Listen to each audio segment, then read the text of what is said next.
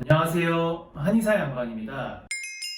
치료를 하면서 자주 듣는 이야기 중에 흉터가 좀 나아졌는데 그럼 이제 제가 피부가 더 좋아지기 위해서 뭘 더 해야 되나요? 이런 질문을 자주 듣습니다. 사람들이 다 피부가 지금보다 더 좋아지고 싶어 하지만 구체적으로 내가 뭘 해야 되는지에 대해서는 잘 모르는 경우가 많습니다. 그래서 피부가 더 좋아지기 위해서 무엇을 할 수 있느냐에 대한 내용을 구체적으로 정리해 보았습니다. 병원에서 받을 수 있는 치료나 관리의 영역을 준비해 보았고요. 대표적인 치료법 위주로 정리를 해서 제가 말씀드리는 것 중에 빠진 것도 있겠지만 이 내용을 통해서 내가 무엇을 개선하고 싶은지 대략적으로 파악하고 병원에서 상담을 받으신다면 더 효율적인 상담이 될 거라고 생각합니다. 저와 함께 일하는 다른 선생님께서 자료조사와 보충 설명을 도와주셨습니다.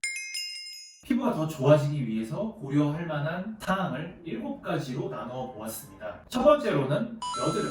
여드름이 있는 분들은 이 여드름 해결을 하기 위해서 병원에서 해볼 수 있는 것들이 압출과 피부 진정 관리, PDT 치료, 그리고 로아큐탄이나 항생제 같은 여드름 약의 복용.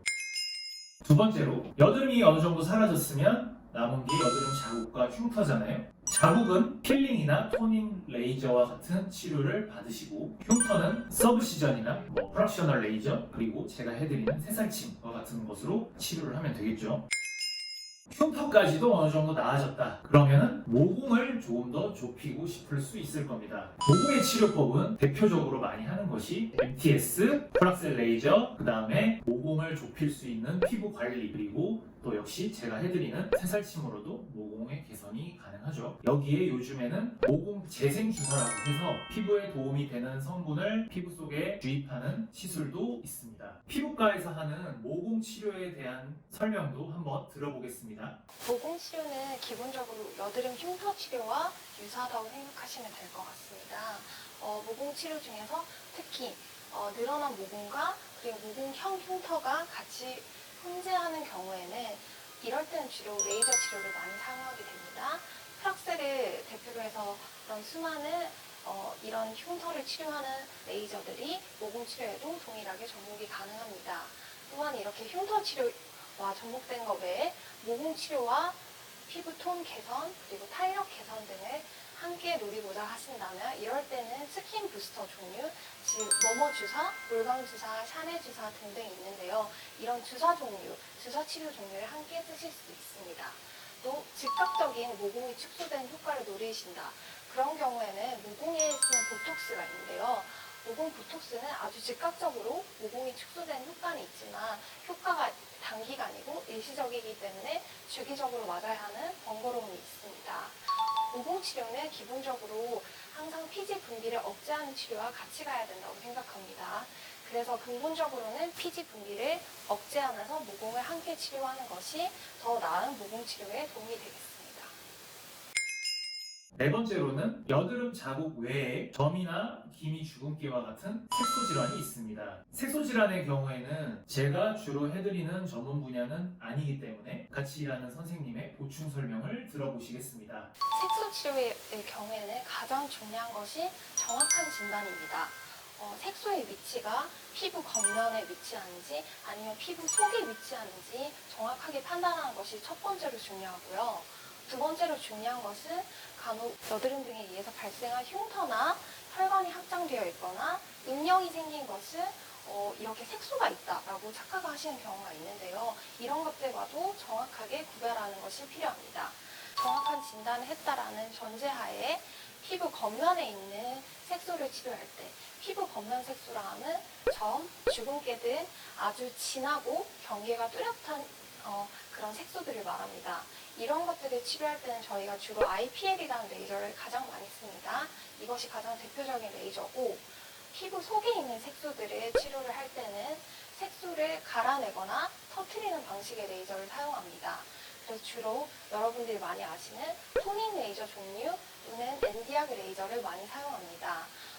여기서 알아두셔야 될 점은 피부 겉면에 있는 색소 같은 경우에는 1회나 2회 시술로도 충분히 제거가 가능하지만 피부 속에 있는 색소 같은 경우에는 보통 최소 10회 정도는 진행하셔야 됩니다.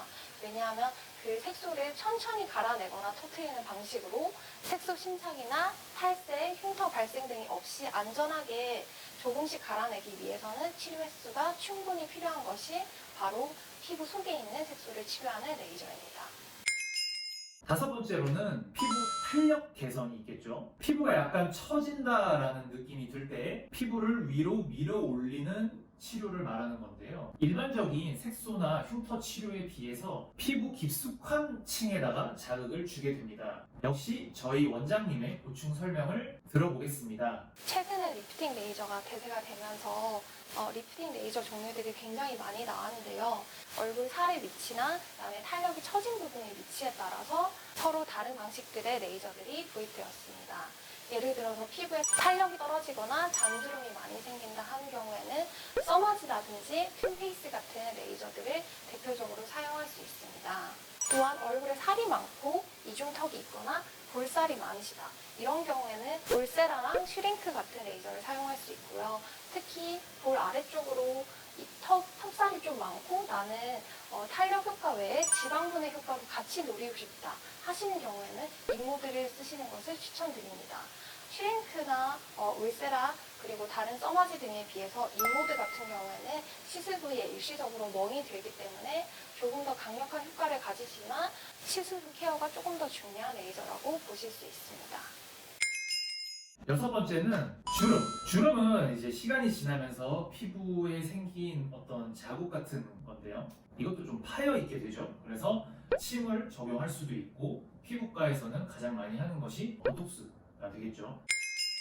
다음으로 일곱 번째는 피부 굴곡인데요. 단순히 피부가 처진 게 아니라 여러 가지 원인으로 인해서 피부에 약간 굴곡이 진다라고 말씀하시는 분들이 있습니다. 사실 이거는 딱히 뚜렷한 치료법이 있는 건 아니지만 그 굴곡을 침으로 어느 정도 메꿔서 조금 더 평평하게 만들어 볼 수는 있겠습니다.